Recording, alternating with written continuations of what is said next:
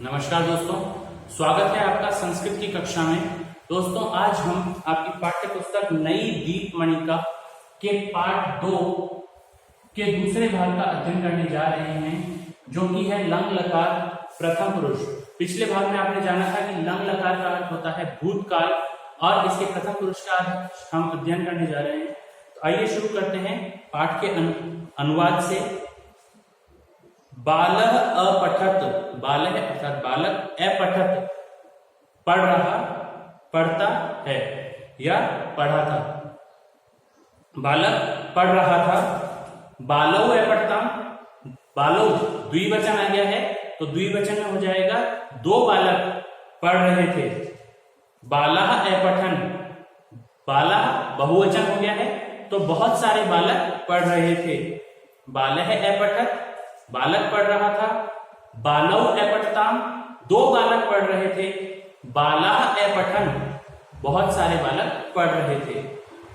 आगे है बालिका अपठत, एक वचन में है तो बालिका अपठत, बालिका पढ़ रही थी। बालिके अपठतां, तो बालिके द्विवचन में है। देखिए पुल्लिंग शब्द में हमने लिखा है एक वचन में बालः, द्विवचन में हो जाएगा बालौ और बहुवचन में हो जाएगा बालः। बाले अर्थात एक बालक, बालौ अर्थात दो बालक, बाला अर्थात बहुत सारे बालक। और जब हम स्त्रीलिंग की बात करते हैं जैसे बालिका, तो बालिका एक वचन में बालिका ही लिखा जाएगा।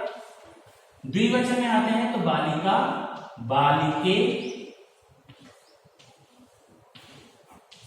और बालिका।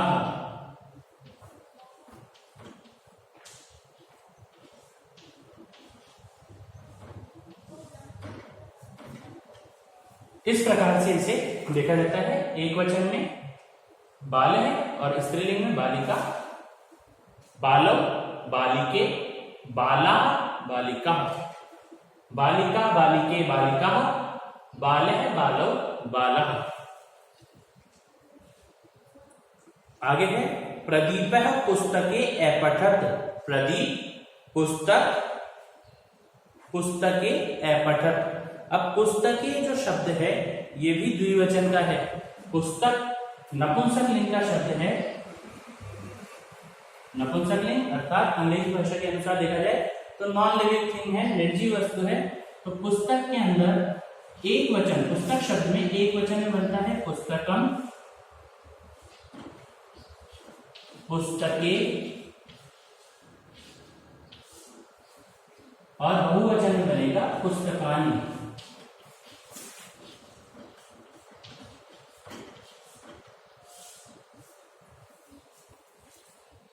पुस्तकम, पुस्तके, पुस्तकानि। प्रदीपः पुस्तके अपठत। अब आप बताइए यहाँ पे प्रदीप कितनी पुस्तकें पढ़ रहा होगा? एक, दो या बहुत सारी? पुस्तकें लिखा हुआ है, इसका मतलब प्रदीप दो पुस्तकें पढ़ रहा था। भूतकाल है इसलिए हम था लगाएंगे। आगे है संदीपः पुस्तकानि अपठत। अब संदीपः पुस्तकानि अपठत, पुस्तकानि यानी बहुत सारी पुस्तकें। संदीप बहुत सारी पुस्तकें पढ़ रहा था। आगे है प्रदीपः संदीपः च पुस्तकानि अपठताम्। च शब्द का अर्थ होता है और। च का अर्थ क्या है? और। तो हम क्या कहेंगे इसमें? प्रदीप और संदीप बहुत सारी पुस्तकें पढ़ रहे थे। प्रदीप और संदीप बहुत सारी पुस्तकें पढ़ रहे थे। तौ पुस्तकानि अपठताम्। पिछले भाग में आपने देखा था कि हमने तौ शब्द लिखा था प्रथम पुरुष में, सह, तौ, ते। तो तौ का अर्थ था वे दोनों। तौ का अर्थ है, तौ का अर्थ क्या है? वे दोनों। तौ का अर्थ है वे दोनों। तो वे दोनों बहुत सारी पुस्तकें पढ़ रहे थे। वे दोनों पुस्तकें पढ़ रहे थे। हम बहुत सारी लगाने की जगह हम सीधे इसे बहुवचन में भी लिख सकते हैं। पुस्तकें, पुस्तक का बहुवचन क्या हो जाएगा? पुस्तकें। वे दोनों पुस्तकें पढ़ रहे थे। आगे है तन्मयः प्रदीपः च पुस्तकम् अपठताम्। तन्मय और प्रदीप पुस्तक पढ़ रहे थे।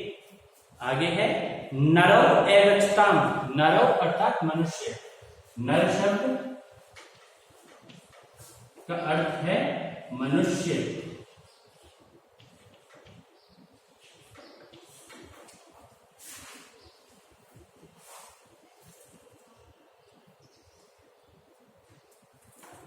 दूसरे शब्दों में हम इसे आदमी भी कह सकते हैं।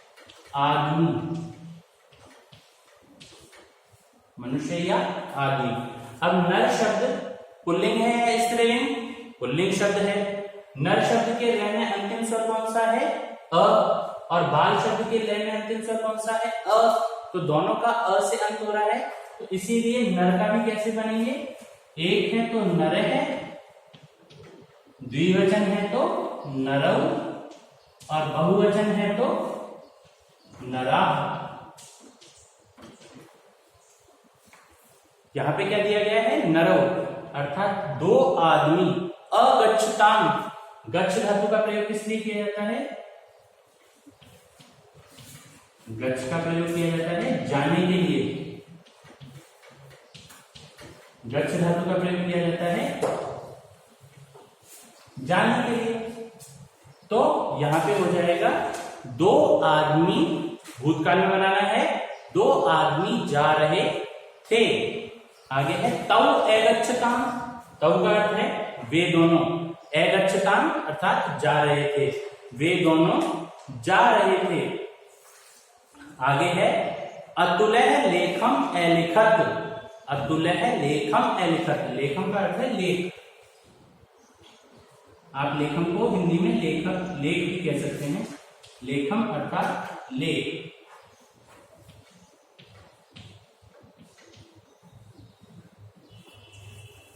अतुलः लेखम अलिखत। अतुल लेख लिख रहा था। अतुल लेख लिख रहा था। सह लेखम अलिखत। सह का अर्थ क्या था? कल हमने पिछले बार में पढ़ा था। सह का अर्थ है वह। सह का अर्थ क्या है? वह।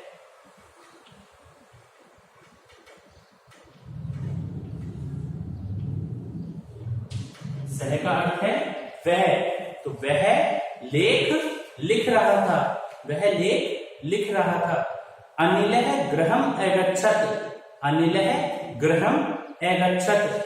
अनिल गृहम् का मतलब है घर। गृहम् अर्थात घर को।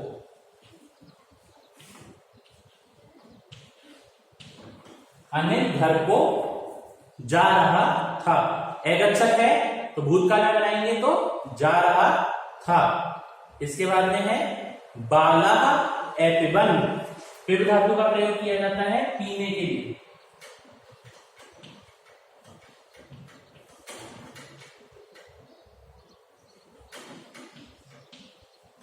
पिब का अर्थ है पीना, जैसे पानी पी रहे हैं, दूध पी रहे हैं, उसके लिए।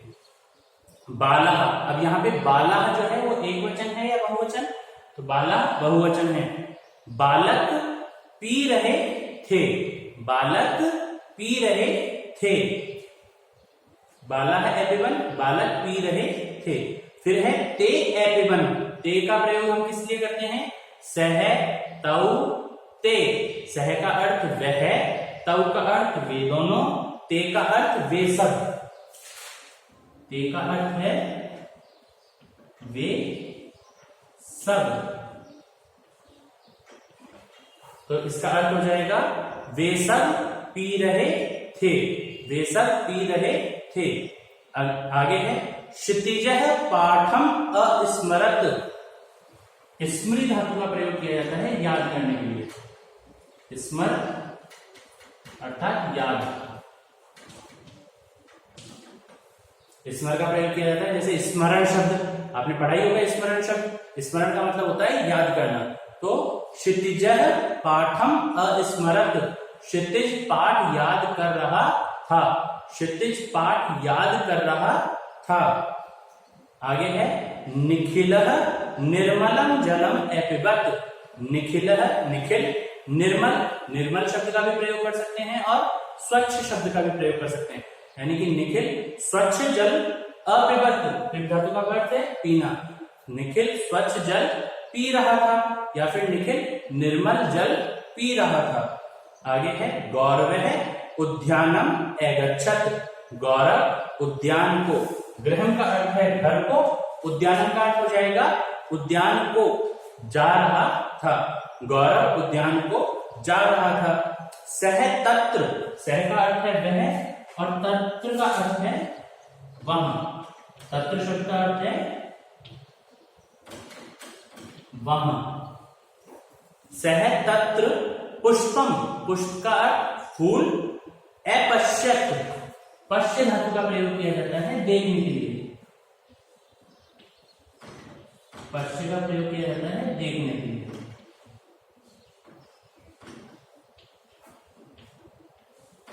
पश्य का अर्थ है देखना, तो अब भूतकाल में बनाएंगे अपश्यत का, तो क्या हो जाएगा, वह वहां फूल देख रहा था, उसने, या फिर इसको हम ये भी कह सकते हैं कि उसने वहां फूल देखा, उसने वहां फूल देखा।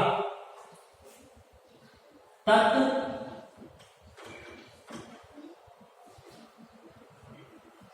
अर्थात उसको, तत् का अर्थ है उसको, जिघ्र, जिघ्र का प्रयोग किया जाता है सूंघने के लिए, जिघ्र का अर्थ है सूंघना,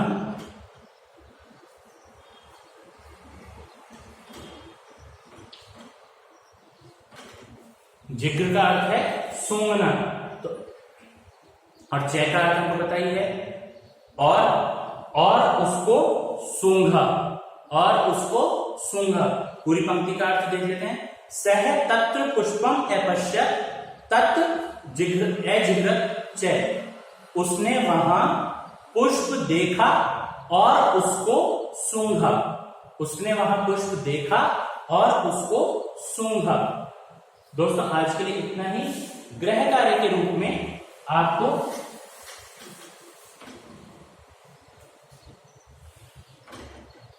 आपका गृह कार्य है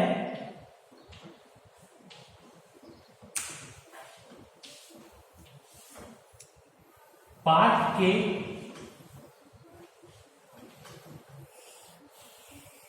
पठित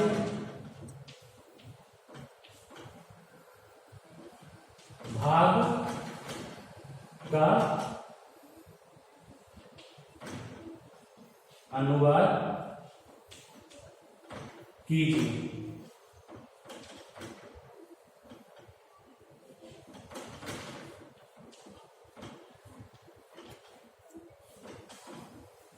पठित भाग अर्थात जो भाग हम पढ़ चुके हैं उस भाग का आपको अनुवाद करना है, हिंदी अनुवाद जैसा हमने पढ़ा है।